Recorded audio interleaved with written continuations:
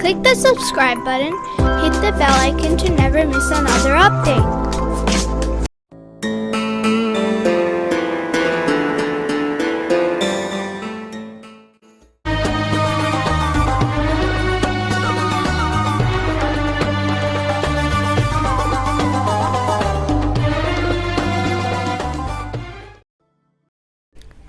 It was the 10th of Ramadan, 8 AH, when the Prophet and his companions, along with more than 10,000 troops, moved to Mecca.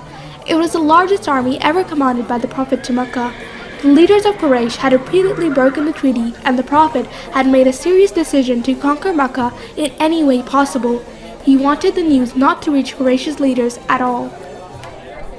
The Prophet's intention was to surprise his enemy. The Prophet came to know that a spy had written a letter to the leaders of Mecca informing them about the Prophet's plans. The spy gave the letter to a woman named Kundu.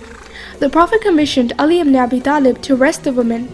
Imam Ali was able to arrest the woman near Mecca and destroy the letter and return the woman to Medina.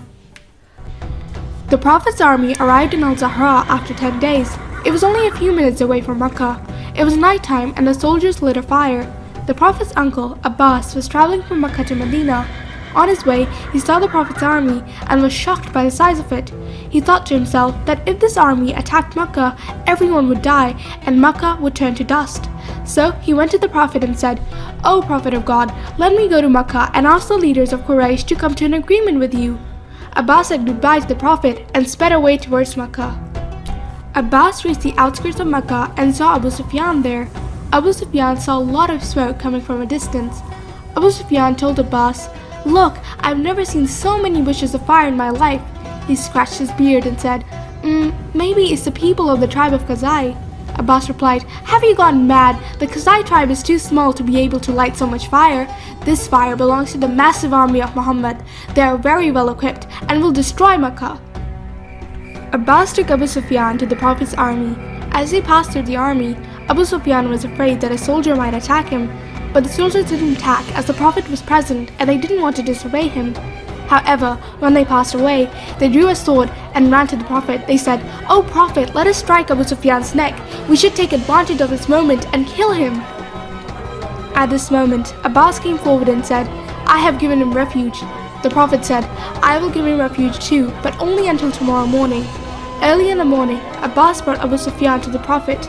The Prophet asked Abu Sufyan, "Do you believe in Allah?" "O Prophet of God, I testify that God is one and has no counterpart. I also testify that you are the messenger of God." But Abu Sufyan was only pretending to become Muslim to protect himself.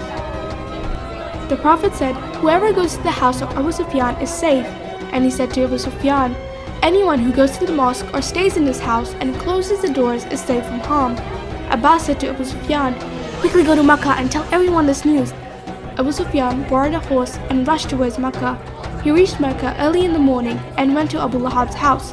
"O people of Quraysh, hide in your homes, close all your doors. Muhammad's army is coming to destroy us." Abu Sufyan's wife, whose name was Hinda, got up and grabbed Abu Sufyan's beard and shouted, "Why didn't you just kill Muhammad, you stupid man? Let go of my beard, woman." Abu Sufyan shouted, "If you do not convert to Islam, you will surely be killed. Go home and lock all your doors." The news spread throughout Mecca. Everyone went to their home and closed the door. An hour later, the Prophet's army arrived in Mecca. The polytheists ran away. Some went to their homes and closed the doors and windows. Some took swords and took refuge in the mosque.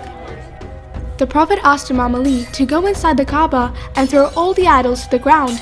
Imam Ali obeyed and threw the idols out of the Kaaba. At this time, the Prophet came out and said, "O people of Mecca, you are all safe from harm and are my brothers in faith if you accept Islam." And that day, Mecca was conquered and everyone became Muslim.